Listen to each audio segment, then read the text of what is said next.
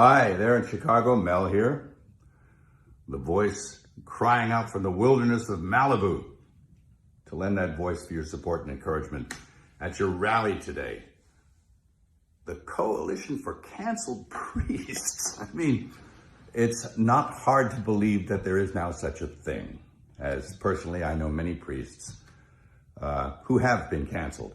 But not for the reasons you'd think. I mean, it's not like they did a hit-and-run drive and left the scene of the crime or embezzled church funds, stole the altar wine, or committed some other heinous crime. No, not at all. And who's persecuting them?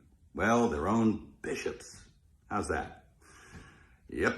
Who are they? Well, they're a pack of men who generally passively sit by and tolerate any kind of nonsense. But if one of their priests utters something that resembles orthodoxy, well, then they spring into action, they reprimand him, and they bully him and do their best to cancel him. And they succeed. They drum him out of the service, you know. Off he goes. I'm really sorry about that. That's a grave injustice, and it's kind of white martyrdom. And it's nothing new. It really isn't. It's nothing new. And it's a symptom.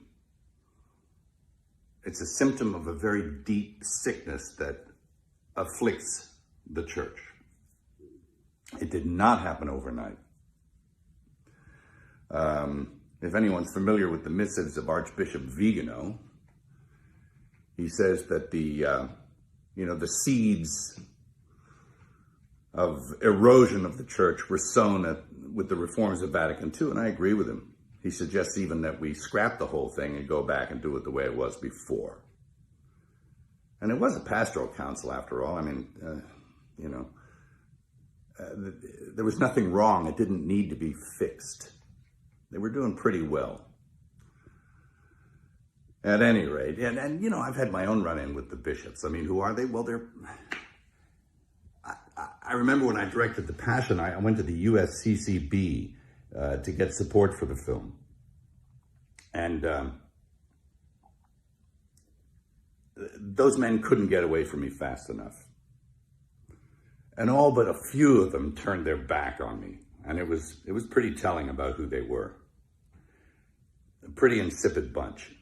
And it doesn't look like anything's changed. Geez, I remember back in the 70s, old priests, good priests, who were bullied and persecuted by their bishops. There was a rash of it back then also, and it was because they wanted to maintain what it was that they were ordained to do. They didn't want to go along with the new liturgy and the reforms of Vatican II, and so that they were really heavily leaned on. It was never abrogated, the old Mass, never, and it still hasn't been. You can't. It's protected by quo primum. But they were bullied and badgered and put in insane asylums, and it was pretty sad to watch. And this kind of thing is now happening again. So, and how are we supposed to know the good guys from the bad guys? Well, we were given a standard by which to judge them. By their fruits, you'll know them. By their fruits. Anybody seen any good fruit lately? Well, it's tough. And look, I'm a pretty sinful guy. I mean, I'm as venal as the next guy. But I know the difference between a shepherd and a hireling. And I think that the vast majority of these bishops are just a bunch of hirelings. And my question is, who's hiring them? I don't think it's Jesus. Is it Francis? Who's hiring Francis? Is it Pachamama? I mean, I think you need to look at the whole institution. And, I'll quote Archbishop Vigano again in saying that he believes that there was a parallel counterfeit church set up to eclipse the real one. He's suggesting usurpation or an inside job. It seems that way. Anyway, of course, we know the gates of hell will not prevail against it.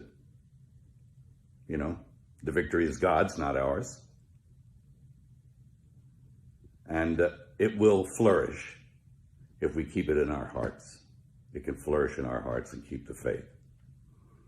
And that's what's going to happen. That's what I encourage you to do. Again, I'm sorry for your pain, the injustice. I'll definitely throw something in the hat to add my support. And God keep you and God bless you. Thank you.